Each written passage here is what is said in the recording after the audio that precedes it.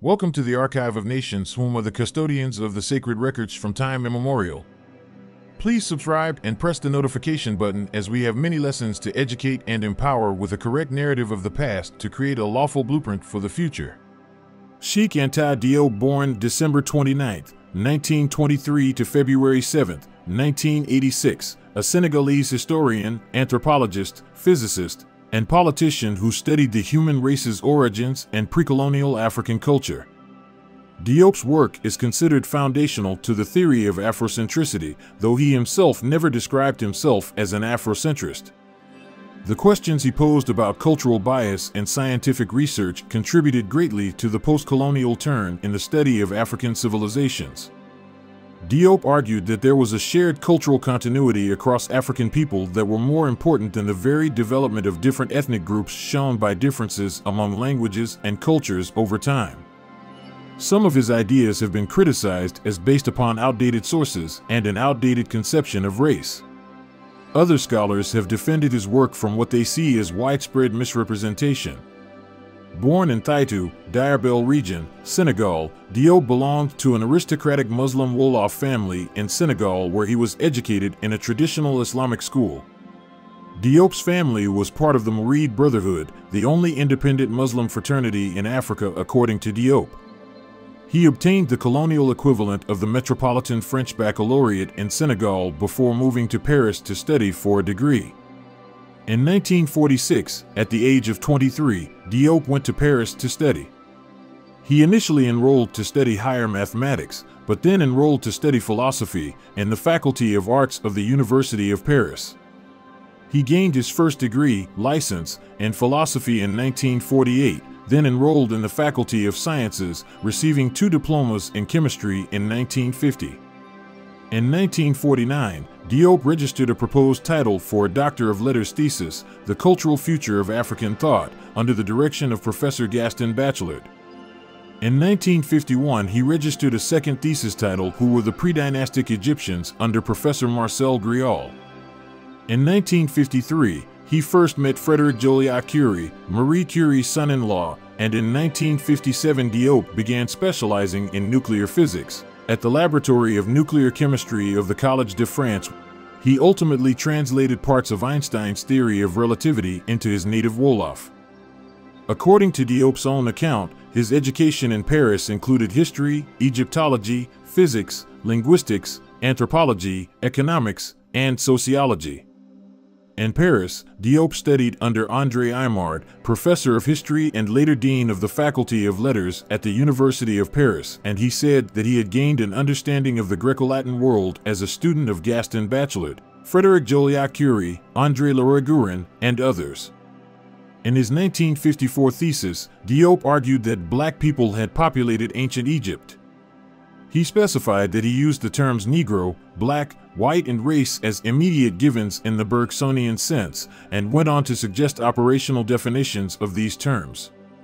He said that the Egyptian language and culture had later been spread to West Africa. When he published many of his ideas as the book Nations, Niggers et Culture, Negro Nations and Culture, it made him one of the most controversial historians of his time. In 1956, he re-registered a new proposed thesis for Doctor of Letters with the title The Areas of Matriarchy and Patriarchy in Ancient Times. From 1956, he taught physics and chemistry in 2 Paris lycées as an assistant master before moving to the Collège de France. In 1957, he registered his new thesis titled Comparative Study of Political and Social Systems of Europe and Africa from Antiquity to the Formation of Modern States. The new topics did not relate to ancient Egypt, but were concerned with the forms of organization of African and European societies and how they evolved. He obtained his doctorate in 1960. Diop served as a member of the UNESCO International Scientific Committee for the drafting of a general history of Africa in 1971 and wrote the opening chapter about the origins of the ancient Egyptians in the UNESCO General History of Africa. In this chapter, he presented anthropological and historical evidence in support of his hypothesis that ancient Egyptians had a close genetic affinity with Sub-Saharan African ethnic groups, including a shared blood group between modern Egyptians and West Africans, Negroid bodily proportions in ancient Egyptian art and mummies, microscopic analysis of melanin levels in mummies from the laboratory of the Musée d'Elhom in Paris, primary accounts of Greek historians, and shared cultural linkages between Egypt and Africa in areas of totemism and cosmology. At the symposium, Diop's conclusions were met with an array of responses, from strong objections to enthusiastic support. Diop's work has been both extensively praised and extensively criticized by a variety of scholars. African-American historian John Henrik Clarke called Diop one of the greatest historians to emerge in the African world in the 20th century, noting that his theoretical approach derived from various disciplines, including the hard sciences. Clarke further added that his work, The African Origin of Civilization, Myth or Reality, challenged contemporary attitudes about the place of African people in scholarly circles around the world and relied upon historical, archaeological, and anthropological evidence to support his thesis. He later summarized that Diop contributed to a new concept of African history among African and African-American historians. Soy Keita J.D. Walker, a biological anthropologist, contended that his views, or some of them, have been seriously misrepresented, and he argued that there was linguistic, anthropological, and archaeological evidence which supported the views of Diop. The author also stated Diop, though he did not express it clearly, thought in terms of biogeography and biohistory for his definitions. He also defined populations in an ethnic or ethnogeographical fashion. Nile Valley populations absorbed foreign genes, but this did not change their Africanity. Stuart Tyson Smith, Egyptologist and professor of anthropology at University of California, Santa Barbara, regarded his work, The African Origin of Civilization, published in 1974, as a highly influential work that rightly points out the African origins of Egyptian civilization, but reinforces the methodological and theoretical foundations of colonialist theories of history, embracing racialist thinking and simply reversing the flow of diffusionist models. Guyanese educator and novelist Oscar Dathrom credits Diop as a unique unifier, encountering the built-in prejudices of the scholars of his time and presenting a more comprehensive view of African historical development.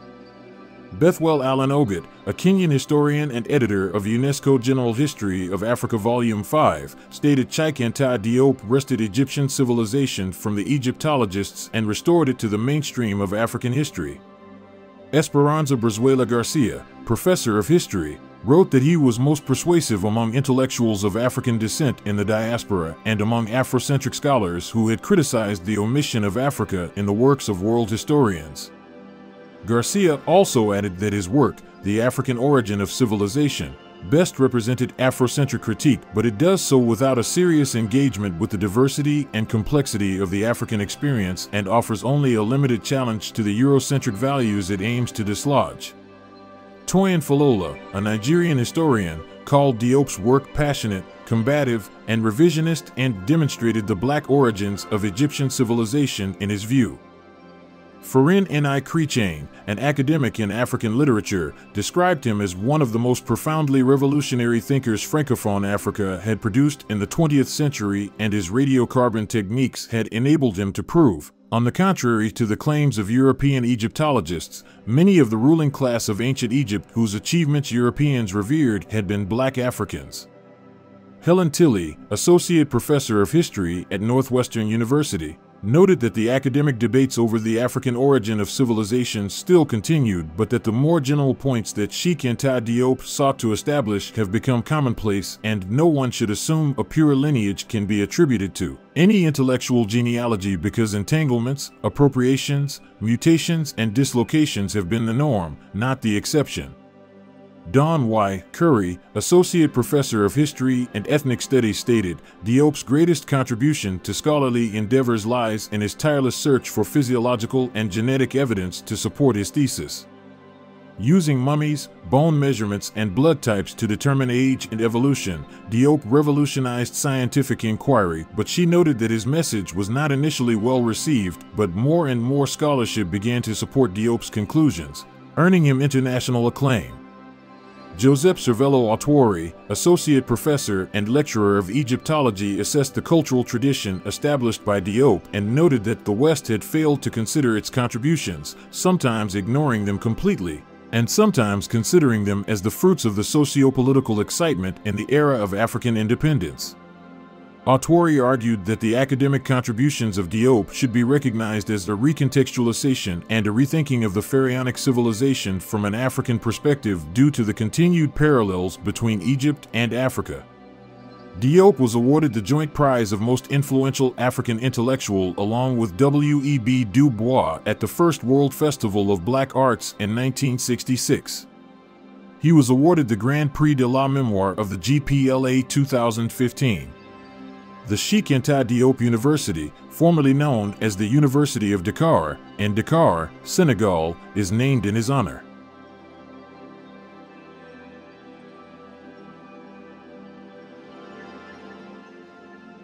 Robert O. Collins, a former history professor at University of California, Santa Barbara, and James M. Burns, a professor in history at Clemson University, have both characterized Diop's writings on ancient Egypt as revisionist.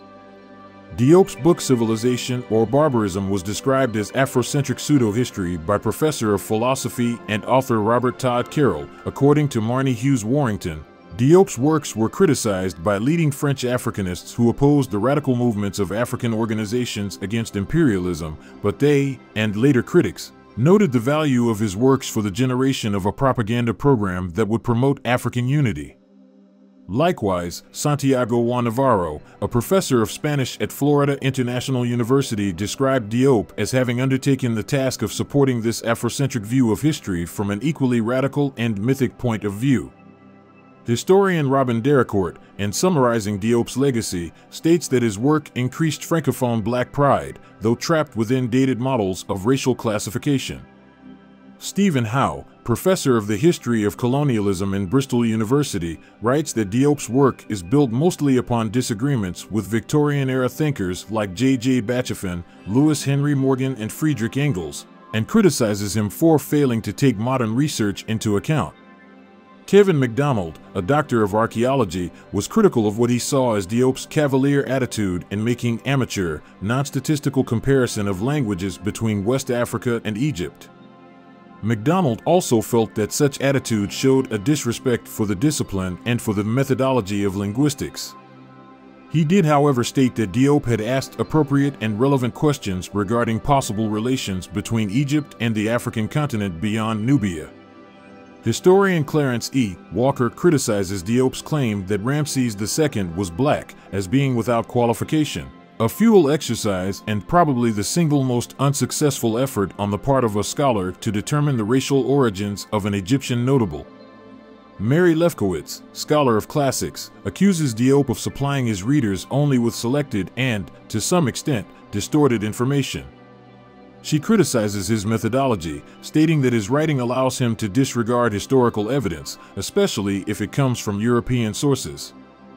Historian and classicist Frank M. Snowden Jr. states that Diop misinterprets the classical usage of color words, distorts classical sources, and omits Greek and Roman authors, whom he claimed make a clear distinction between Egyptians and Ethiopians. Dr. Diop is best known for his writings on classical African civilizations and his contributions to the physical sciences. In 1962, he founded the Radiocarbon Laboratory of the Fundamental Institute of Black Africa, IFAN, at the University of Dakar. This scientific institute took 4 years to complete. It became functional in 1966 with the aim of establishing a low-energy radioactivity research program and chronological dating system for African antiquity. Dr. Diop spent a lot of time working and experimenting in his laboratory. Because of his outspoken political views and activities against the government of Leopold Senghor, he was never allowed to teach, thus on depriving Senegal and the African world a legion of African-trained scholars to carry on his vast work. He became one of the very few Africans with access to some of the most advanced scientific knowledge available at that time. This background is essential to our assessment of his contribution to African historical knowledge. He believed in using a pluridisciplinary approach, i.e., utilizing more than one discipline, to his research while developing a chemical process for testing the level of melanin in the skins of ancient Egyptian mummies in order to prove their African origins. This vital research led to a publication entitled The Pigmentation of Then Ancient Egyptians, Test by Melanin Analysis. The goal of this research was to demonstrate that the proportion rate of melanin is a fundamental racial characteristic and that the rate can be measured by various methods in the laboratory setting for all creatures living as well as dead. This research can be summed up thusly: the ancient Egyptians, along with other ancient Africans, constitute the founders of classical civilizations as we have come to know them. The establishment of the African origin of the Egyptians is indispensable to the struggle to correct the historiography of all African people, being those at home as well as those in the diaspora. Dr. Diop was also outstanding in the field of linguistics. Even though Wolof was the language of his people, he also spoke French fluently and had a command of several other languages, including the ancient Egyptian language, which uses the misnomer hieroglyphics instead of the proper term, MDWNTR, Midu-Netter, or divine speech. In January 1974, Dr. Diop and his distinguished fellow African scholar from the Congo, Dr. Theophile Obenga, whose role in these debates is inestimable, organized a conference sponsored by the United Nations Educational, Scientific, and Cultural Organization /UNESCO, to engage in a major discourse with some of the leading European and Asian Egyptologists in that field on the question of whether or not the ancient Egyptian people and their ancient language was of African origin, as well as that other African languages are genetically related to ancient Egyptian. At that point, the discussion as to the African ethnicity of the ancient Egyptians should have been exhausted. However, as events over the discourse of the Cleopatra movie have shown, frivolous challenges continue to emerge. It is of interest to all black people and scholars since it reveals the state of the European discipline of Egyptology at that time and the defensive stand they had taken, which some of them continue to maintain, over the issue of ancient Egypt's blackness. At a time when only a handful of people in the world understood Einstein's theory of relativity, Dr. Diop had translated a major portion of it into the Wolof language, the language of his people. This was something European scholars had previously argued was impossible to do. Dr. Diop was not only a consummate scholar, he was also a very active and powerful political leader. In 1960, he founded the Black of the Masses of Senegal, a revolutionary political party. The party was later banned, and he was arrested. He founded a second political party in 1964, the Senegalese National Front. This party was declared illegal by the Senghor government and Dr. Diop was arrested again. He founded a third political party in 1976 called the National Democratic Rally. His political vision was idealistic and practical in many ways. Dr. Diop was also a theorist. He worked out a theoretical model for the political, economic, and social reconstruction of the African continent. He led the struggle for the formation of an African technological consortium out of which he hoped to see the growth of a body of African sciences. This association combined all the sciences, and both scholars and scientists directed their efforts towards solving the most vital scientific and sociological problems confronting the black world. His thesis is presented in his work, Black Africa, the Social, Political, and Economic Basis for a Federated State. In April 1985, Dr. Diop made his first visit to the United States. In his speech at the First Nile Valley Conference at Morehouse College in Atlanta, Georgia, he stated that he was convinced that his family had been divided in two. Half in Africa and the other half was here. He also stated that he was very impressed with his contacts in the black community of America. His coming was like the arrival of an African head of state, and he was received like one. In a classic article on Dr. Diop's Two Cradles theory and the origin of white racism, Violendela Wabogo assesses Dr. Diop's theory of two opposing cultures based on two separate cradles of civilization, Southern Africa and Northern Europe, in which he delineates the distinctions between traditional African and European societies. In it, he elaborates on Dr. Diop's view that the matriarchal African and patriarchal European social organizations bred certain axiologies, i.e., values, into each of its inhabitants. He shows the difference in habits and ways of thinking between those raised in a sedentary, i.e., African environment versus those brought up in a nomadic, i.e., European society. According to Dr. Diop, each has certain distinct features.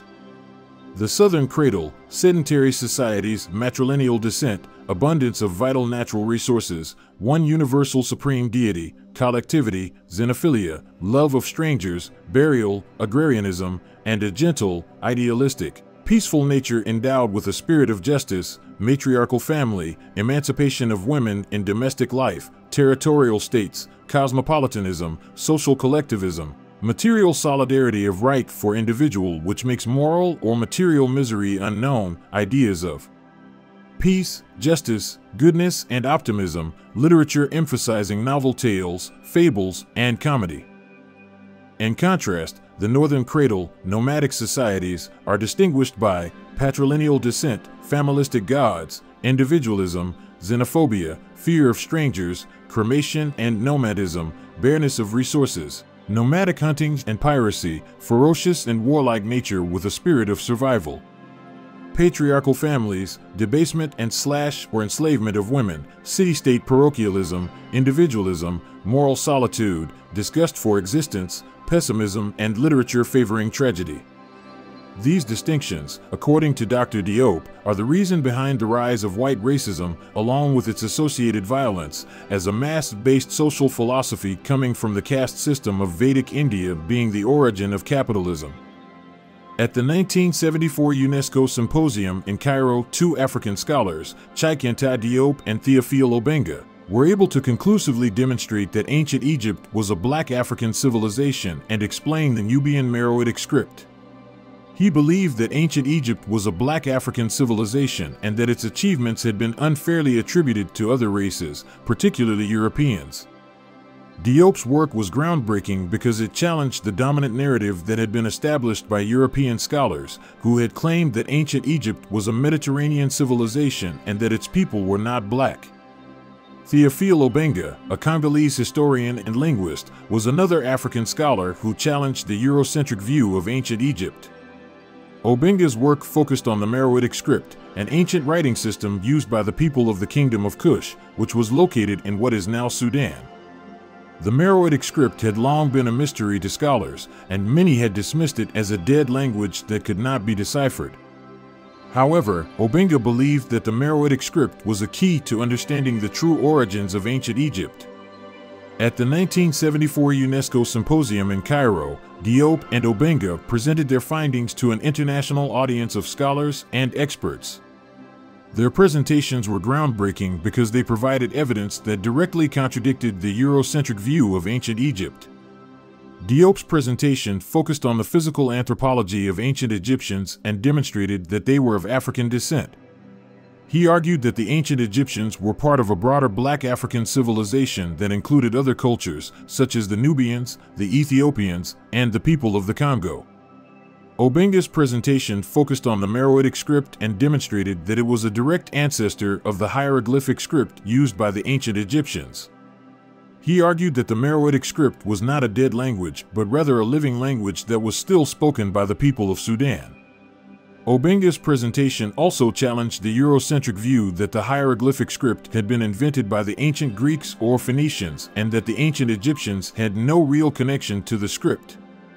Together, Diop and Obenga's presentations provided compelling evidence that ancient Egypt was a black African civilization and that the Meroitic script was a direct ancestor of the hieroglyphic script. Their work challenged the dominant narrative that had been established by European scholars and demonstrated the importance of African scholarship in the study of ancient history. The impact of Diop and Obenga's work was profound, and it continues to influence scholarship today. Their research inspired a new generation of African scholars to study the history and culture of their continent and to challenge the dominant narratives that had been established by European scholars. Today, there is a growing body of research that supports the idea that ancient Egypt was a black African civilization and that the people who built it were part of a broader African cultural and historical legacy. In conclusion, the work of Cheikh Anta Diop and Theophile Obenga at the 1974 UNESCO Symposium in Cairo was groundbreaking and transformative. They challenged the dominant narrative that had been established by European scholars and provided compelling evidence that ancient Egypt was a Black African civilization. Their work inspired a new generation of African scholars to study the history and culture of their continent, and it continues to influence scholarship today.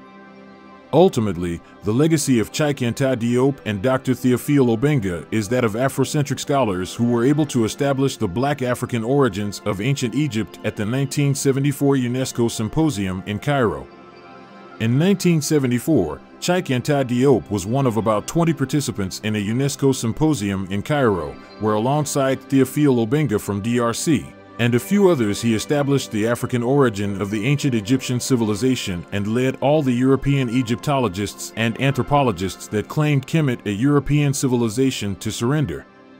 The arguments put forward in the chapter have not been accepted by all the experts interested in the problem, a comment coming from the Arab scientist now occupying the land. He presented his work 10 years later at a conference in Niamey, Niger. These are some of his words answering the questions posed by the students. The evil that the occupant did to us is still not healed. This is the depth of the problem. Cultural alienation ends up becoming an integral part of our substance, of our soul. And when we think we have got rid of it, we still haven't done so completely. Often the colonized looks like, or even, the ex-colonized looks a bit like the slave of the 19th century whom when liberated goes as far as the front of the door and then goes back home because he doesn't know anymore where to go. Since the time he has lost freedom, since the time he has acquired subordination reflexes, since the time he has learned to think through his master. This is almost what has happened to the African intellectual as a whole. Because, in other words, all the questions you have asked me boil down to one: when will white people acknowledge us? Because the truth sounds white. This is what it is. But what you are inferring is dangerous. Because if intellectual equality is really tangible, Africa should, on controversial matter, access the truth by its own intellectual investigation, maintain itself to this truth until humanity knows that Africa will not be frustrated anymore. The ideologists would waste their time because they would have met equal intelligences that can stand up to them when it comes to research of the truth. But you are persuaded that for a truth to be valid and objective it must sound white. But this is an issue in our soul that must disappear. I have ideas I have always developed and against which you cannot raise scientific arguments worthy of this name. You can make a conspiracy of silence. Young African generations will remain alienated until they recover, until they acquire direct knowledge, because it is through direct knowledge, through Egyptology, that we will move past this stage of resilience and somnambulism. UNESCO had asked everyone to get their weapons, to do everything necessary for this discussion to be conclusive. And you see, raising a book, not very audible. As a consequence, the white truth that you want is here solid in this document. But you don't even read. It is necessary to first learn all the literature that exists in this field. We have called a meeting to the highest level and the results are tangible. Here they are. What you were waiting for is before your eyes. Read it yourselves. But even if we didn't have it, and this is what concerns me, because we needed to reduce to the inconsistency of European ideologists and theorists, that they acknowledge it to a certain measure, like in this document, for you to have an opinion. But the adversity is worse than this. You need to know that the adversary kills you intellectually. He kills you morally before killing you physically. And it is in this manner that they have been suppressing entire groups. You are denied as a moral being. You are denied as a cultural being. Our eyes are closed. We don't see the evidences. They count on your complex, your alienation, on the conditioning. They count on the reflexes of subordination and so many factors of this kind.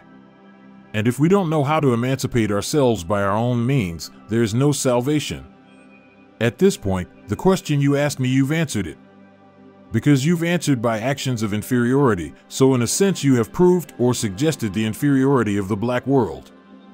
Because the truth must come from the other side. We have to be careful. If I wasn't intimately persuaded of the equality of the races, if I wasn't intimately persuaded of the capacity of each race to lead its cultural and intellectual destiny, I would be disappointed. What would we achieve in the world? If there really was this intellectual hierarchy, we would have had to expect our extinction in one way or another. Because the conflict is everywhere, it is at every level. It is in all its debates. It goes as far as our international relations. They lead against us the most violent fight, even more violent than the one that has led to the extinction of some species. And it is necessary that your intellectual sagacity gets to this point. What I said in the preface of Obenga was this, that through direct knowledge, Africa must be able to seize a truth, to know that she is in possession of a truth no matter the field, it's not only in the cultural field.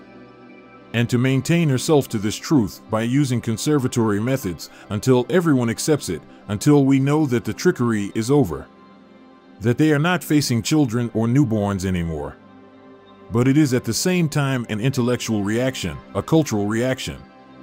It requires the mobilization of all the capacities of the black, a black whom, having made abstraction of his alienation, has the same capacities as any other being. Look, as soon as you talk about cultural heritage, the left and the right continental collide. Do the experiment, they bring you an abstract equality, but the idea that Negroes could have known a historical promotion in the past, they are refractory to it. It is because their intellectual training, lately acquired, is found at a superficial level, to the level of the cortex, of the intellect. But the training they have received in their early childhood, the stereotypes they are used to in the environment of their childhood, the caricatures as I was showing you here. All this was keeping them blind to observe truths such as those we were showing them. As a consequence, there is only one salvation. It is direct knowledge. And no laziness will exempt us from this effort. We will absolutely have to acquire direct knowledge. At equal training, the truth triumphs. Train yourselves, arm yourselves of science to the teeth, and snatch your cultural heritage. This is what I said to Obenga. Otherwise, call me out if when you get to this direct knowledge you discovered that my arguments were inconsistent. This is it, and there's no other way. And the support you are looking for, you will not have them, because it's a world, a universe of ideologists, which you'll have in front of you. And you think that if the truth was tangible it would be accepted? I came back from those illusions. Look, in the second part one answered the critics. I even had to be sparing with the leftist intellectual who had served Africa a little. I could have cut them in half, as we say. And they saw that I stopped halfway in my argumentation because it would have been catastrophic. So the weight of the arguments is heavier on the African side. Regret. The history of Africa will continue to be suspended in air and cannot be correctly written until African historians dare to connect it with the history of Egypt. Ancestor Dr. Cheikh Anta Diop. We need to ask ourselves how far we have gone since then and take it upon ourselves to do better than the previous generations. Let's liberate ourselves from mental slavery.